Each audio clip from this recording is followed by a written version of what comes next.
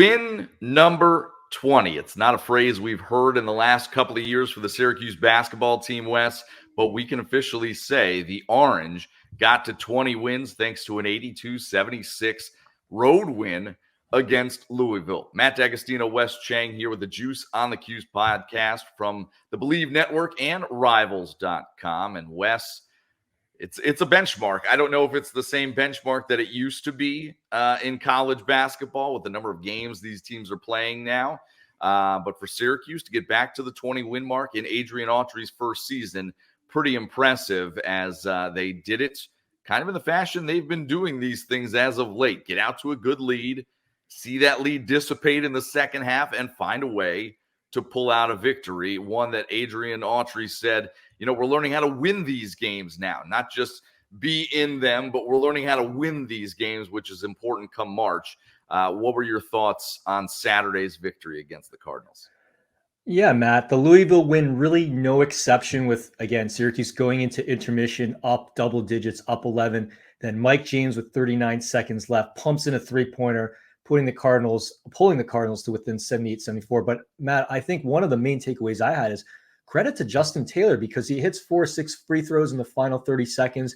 They kept fouling him because he was 1 for 5 to start, and he'd been really struggling with his confidence. One other thing I really wanted to point out is that Taylor, Bell, and Brown played 40 minutes with Peter Carey unavailable, Quadir Copeland in foul trouble all night. He only played 11 minutes before fouling out. So really depth issue with them. So they played those three every single minute, plus Judah Mintz playing 37 minutes. Definitely reminds you of a Jim Boeheim rotation. But to your point, they got it done. It's been a carbon copy of the last couple of games, but the carbon copy has resulted in 4 straight wins. So you can't really fault Syracuse for that. Speaking of Quadir Copeland, I don't know about you. How many times have you lost a shoe when dunking, Wes? I'm not sure that it's ever happened to me. Certainly not on maybe on the 7-foot, on the 7-foot hoop. Yeah, maybe a time or two, but an impressive display of athleticism from a couple of plays from Quadir Copeland on Saturday. Also, let's credit Chris Bell for not just knocking down some shots, but had 3 blocks, all emphatic in nature. And then he also had a career-high 7 rebounds, which is something Autry has been begging him to do. We saw a lot of other facets of Chris Bell's game that are teasing a little bit he's becoming more of a complete player.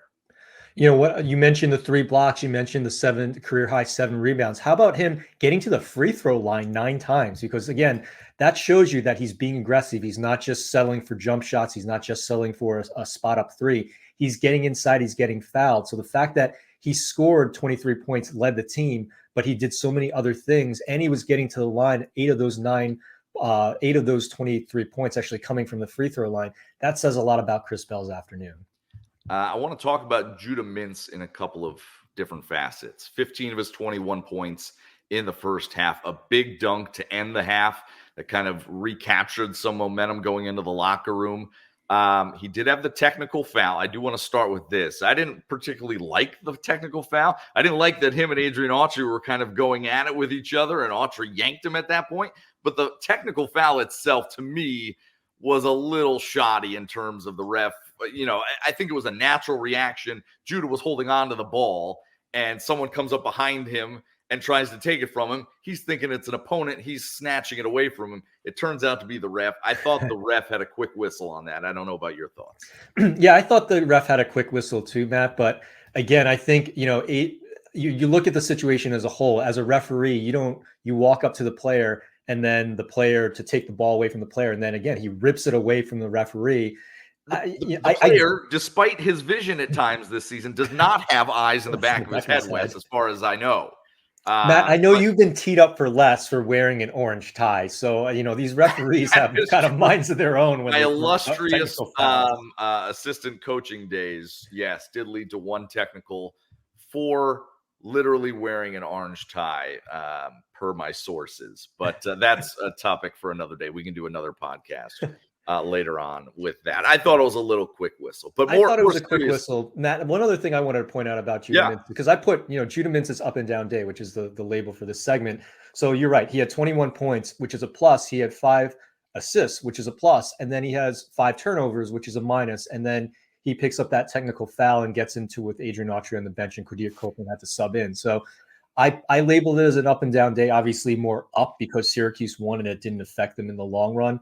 And he's been playing really well. There was that one, I don't know if you, this is in the second half now, he puts the ball behind his back twice, slipped his defender, kind of no-look, one-handed sling pass to Malik Brown for the dunk. I mean, that just shows you kind of his ability to play at the next level. I know he's kind of projected in that middle of the second round, but more plays like that, he gets into the NCAA tournament, maybe he can showcase his abilities even more. So here's where I want to go with this next part of Judah Mintz is I'm watching, and he's a very unique player. I think we can all agree on that, no matter what level that takes him to or not. But he's a very unique player in his skill set. And I think I came up with somewhat of a comp for him from the Syracuse days. And I think I want to call him an athletic. I don't even want to say more athletic because I don't think this other guy was very athletic in general, but an athletic Billy Edelin. And I'll say it because of this. The way he directs traffic, the way he can dissect a defense. There was one play on Saturday where he gets past his man and is trying to draw the big man out from under the basket because Malik Brown is there.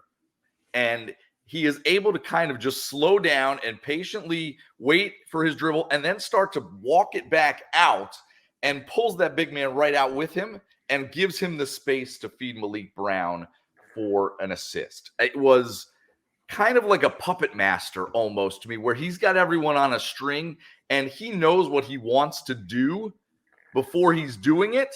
And he knows how to get the defense to react to him in a way that will allow him to do what he wants. I thought Billy Edelin was very good at that. Edelin wasn't a great shooter. He wasn't a great scorer. He wasn't a freak athlete or anything. He went at his own pace and knew how to get to the spots on the floor to best set up his teammates. And it kind of clicked for me there. I don't know if you feel that that's I think that's a great comparison. I like, they both had interesting vision. What I think the comparison is really at, Matt, is how they play, the tempo of the game they play at, right? They don't let the game speed them up. They actually slow the game down to then speed it up. And so you're right. I think the puppet master analogy is a good one. And I really like how both of them control the floor and had that vision. They're playing checkers. Everyone else is playing checkers. They're playing chess. So I think that's a really good comparison, Matt. And I think the added thing for Judah Mintz is he can flip that switch and he can just go. He's more athletic than Edelin was. And he can make a great play when he wants to be able to have the control and to be able to, maneuver the throttle when he needs to back it up and when he needs to speed it up, I think is a very good skill. That has helped serve the Orange very well this season and last season, as a matter of fact. But this puts them, I think, I don't know if it's squarely on the bubble. I don't know if it's roundly on the bubble. I don't know where on the bubble or how they fit on that bubble, but they are on it at this point because of Saturday's win and Virginia Tech beating Wake Forest, Notre Dame beating Clemson. The Syracuse Orange, if the ACC tournament was to start today, would be in fourth place and get a double bye automatically into the quarterfinals, something that did not seem like it was going to be possible just a couple weeks ago. Give me your thoughts on them just kind of resurrecting their spot in the standings. And all of a sudden you look at it and you're like, oh, all right, like Syracuse is in there. Yeah, Matt, the net is a really funny thing because Syracuse came into the game ranked 82nd in net.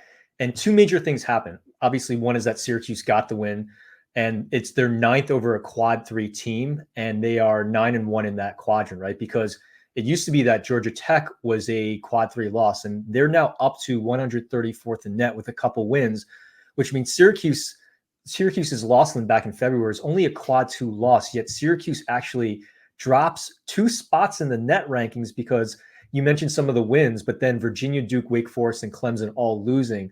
So the path to the NCAA bid, to me, seems pretty clear. They're definitely on the bubble, but I've been saying this for a long time, that away win or that away game, which hopefully will be a win against Clemson, really is high noon for their NCAA tournament hopes. I think if they win that, they pick up a third quad 1 win, and then you even pick up 1 win in the ACC tournament. I actually think they're in very good position to be in the conversation for an NCAA bid, despite their low net ranking. I think the low net ranking is really the thing that's dragging them down the most. But if they beat Clemson on the road, who's 25th in net, that spot's going to jump at least 10 spots. So I think they're really putting themselves in a good position.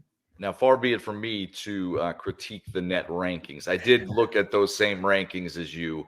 And as of when I looked at it earlier today, they still had listed Syracuse with 19 wins instead of 20. I don't know if that factors in. I can tell you why, Matt. I can tell you why. Because tell me. Yes, they have 19 wins against net eligible teams. The So 20th win comes against Division II Chaminade in the Maui Invitational. That's why they only have 19 wins. That makes sense now. I'm glad I didn't have to call out. I read the fine print, Matt. Yes. No, I appreciate that. Is it fair to say whether it's a win against Clemson and a good win against whoever in the quarterfinals, or if it's 2 wins in the ACC tournament, do we think that that is enough? 2 quality wins, be it to end the regular season and in the ACC tournament, or both coming in the ACC tournament? Do we think that that's enough to get them in?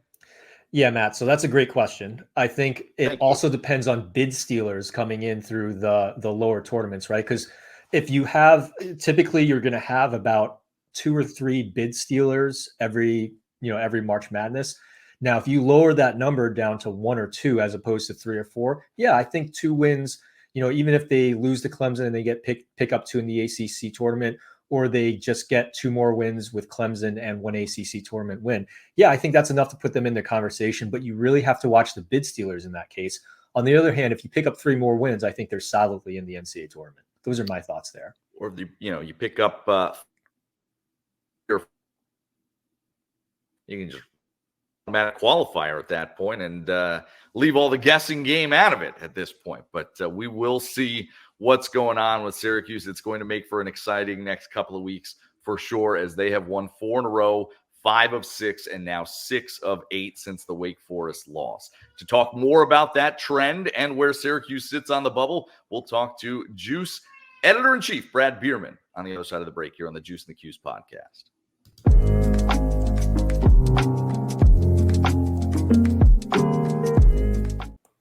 Welcome back to the Juice on the Cuse podcast. Matt and Wes here, and as we discussed, an 82-76 Syracuse win over Louisville on the road over the weekend. And to talk more about it, Editor-in-Chief of the Juice, Brad Bierman. Brad, appreciate you jumping on here, and it's always better to talk to you when we can talk Syracuse wins. I tell Wes that all the time, so it is a good time to talk. And Wes and I have discussed kind of a little bit of what we thought of the game already, but what were your thoughts watching this one on Saturday? Well, there's been a lot of sweet talk lately, right? I mean, when you have a winning streak like this to end the season, and I want to be the first to say, I misjudged this team about a month ago. I just thought there was no way that they were going to be in contention for an NCAA tournament berth. So I want to be upfront about that, because we all make predictions, and not a lot of times they're going to come forward and admit, misjudging the team. And I really like the contributions from everybody, and I really hope that extends now into the postseason. It's going to be critical. Down to 7 players. Maybe they're going to, play an 8th guy in the middle. Just love to see the contributions from Justin Taylor. This was the 15th straight game, guys, with the same starting lineup. I've been dying to ask you this trivia question all season. What's unique about the same starting lineup we see with Starling and Mintz in the backcourt, Bell and Taylor, the forwards, and Brown in the middle, besides the fact that they're all sophomores? Ooh. Maybe the first time they've had the same starting lineup for that long of a stretch since 2003. Well, I'm also a uniform guy, Wes, and so it's the only time in Syracuse history that the starting lineup has been uniform numbers 1, 2, 3, 4, and 5. Like the Yankees or something. Yeah, when they started baseball, right? The 3-hitter, the 4-hitter. So that's kind of interesting little tidbit about the team this year. But the contributions, it's going to be critical, I think, to have players, Q Copeland off the bench. And I'd like to see Kyle Cuff play more. I've really thought that all season. I think there have been games where he's, made contributions. I'd like to see a little bit more rest. I mean, I think Coach Autry's done a great job, a couple minutes before the media timeouts, getting guys out on a dead ball situation so they can get rest. But I think that's going to be, critical in the postseason to get those guys rest in the backcourt, because we all know postseason games are won by the guard play, and that's been really potent for Syracuse. Judah Mintz has just been lights out here and helping this team with this winning streak down the stretch. So, Brad, you talked about your prediction earlier, maybe about a month ago, that Syracuse wasn't going to make the NCAA tournament. We've had a lot more sample size since then. Do you think they can beat Clemson, get a couple of ACC wins, and get themselves into the NCAA tournament now? I certainly do. I'd like to see some poetic justice, the poetry for the Clemson game. Think about it now, where, the season really turned, let's face it, since Wake Forest, that debacle. And we'll talk about Coach Autry in a second, but, that post-game press conference is really going to stand out for this season. His heart and emotion on his sleeve, calling his team out, really unique. You just don't see that every day from a coach of a major college basketball team. 6-2 since Benny Williams then was dismissed from the team after that. So it's all coming together. And I certainly see the unique nature of the Clemson rematch. Here you have a chance on Clemson's senior day, Joe Girard's final game in a Clemson uniform there, and an opportunity to knock them off and, be right in position to have that double bye in the tournament. Thoughts on the double bye? Well, of course, you want to be at least the 4-3-2-1 and have that extra day of rest. But the interesting element this year with Syracuse not playing the final weekend, already a week off, 8 days off, 9 days off, that's really going to be hard to tell what kind of team we're going to see. So that's one of those scheduling quirks. But certainly think they can be in that game with Clemson. It's going to be close. I certainly think they have a shot to win that. And then the other question I've mentioned earlier in the season, can they win more than 2 games in the ACC tournaments? That they never have. It's been 1 or done or 2 and done in the 10 appearances. So if they can, Wes, to answer your question, yes, they'll be right there, because they passed the eye test to me, certainly with this winning streak to end the season, that this is one of the 68 teams that should be in the NCAA tournament. A double bye and 2 wins puts them in the ACC championship game, which would be a benchmark occasion for the program for sure. Brad, you mentioned you underestimated this team, or at least have since that Wake Forest game. And I want to bring in the discussion of Adrian Autry in his first season. What do you think has been a harder challenge for him? Is it taking over for a legend like Jim Boeheim? Is it just moving over that one chair, regardless of who you're replacing, from an assistant to the head coach? Or has it been kind of finding ways to get the most out of this group, with Williams getting removed from the team, with McLeod going down for the season? Has it been those X's and O's and strategizing to get this team to 20 wins, which they have not seen in a little while?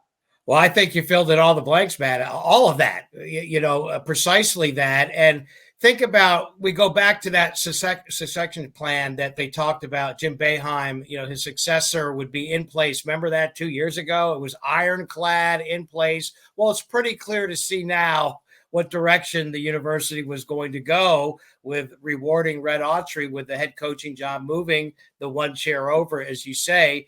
And I think he's more than passed the test. I mean, if we're going to grade AA in his initials, I'm right there, A-, B+, certainly.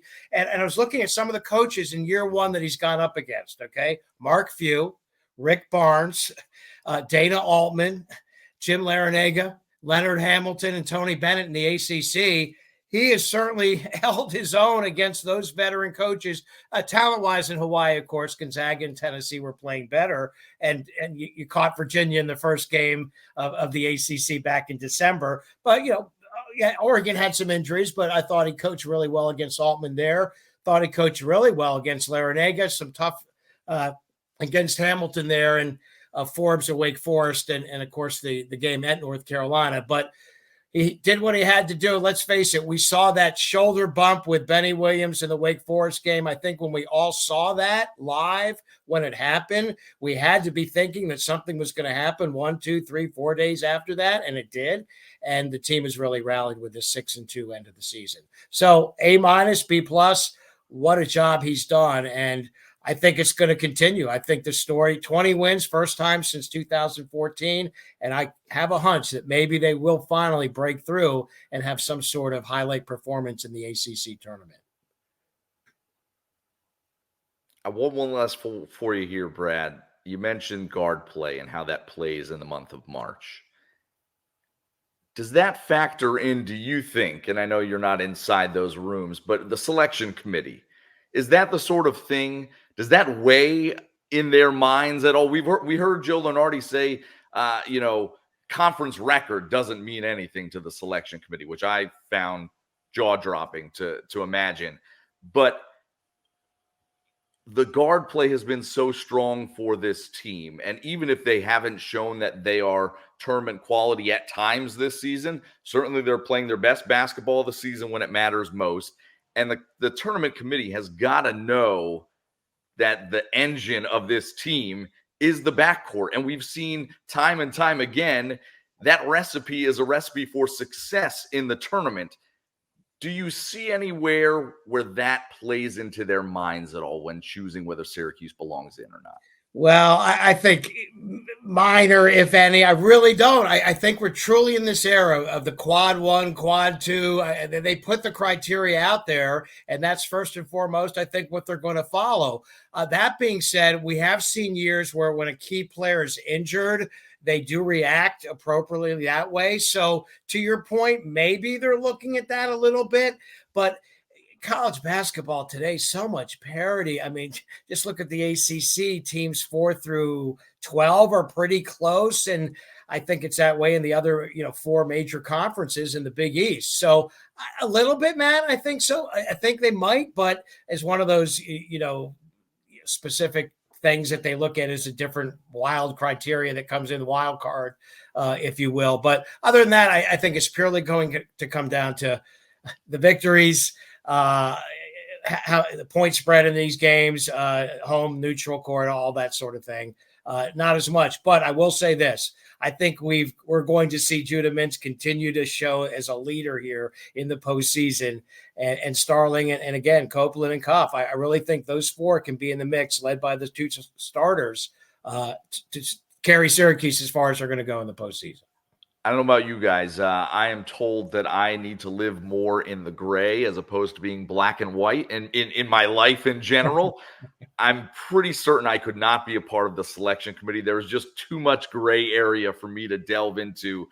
It would be like quicksand for me, I think. I think I would just be I would meet my own demise at that point. But it'll be interesting. We are just a couple weeks away now from Selection Sunday, and Syracuse still got some room to show the tournament committee that it belongs in the field of 68. For Wes and myself, Brad, we appreciate you coming on once again. Editor-in-Chief Brad Bierman giving us the thoughts on the old Syracuse basketball team. We'll be right back to wrap things up.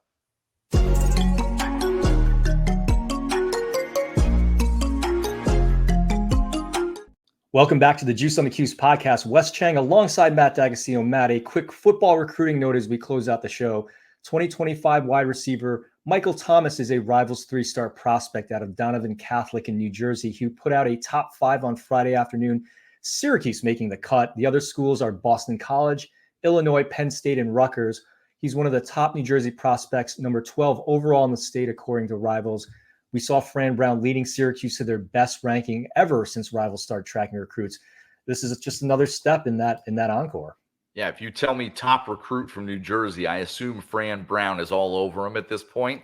And the competition, I don't want to call it not formidable, but no, powerhouse programs there really outside of Penn State being the best of the bunch. But certainly the way things have gone, you got to like Syracuse's chances for Fran Brown to pull him in. So good as always here in the Syracuse football universe as we are getting close to spring practice time in college football. Well, Wes, nicely done once again. I have nothing but good things to say to you after all of these podcasts. You're going to have to do something where I can make fun of you or chastise you soon. It's getting too easy for me to just congratulate you on what a fine job that you have done. So we'll look for those faux pas from Wes down the road. But in the meantime, we appreciate you listening in to the Juice and the Cuse podcast here on the Believe Network and on Rivals.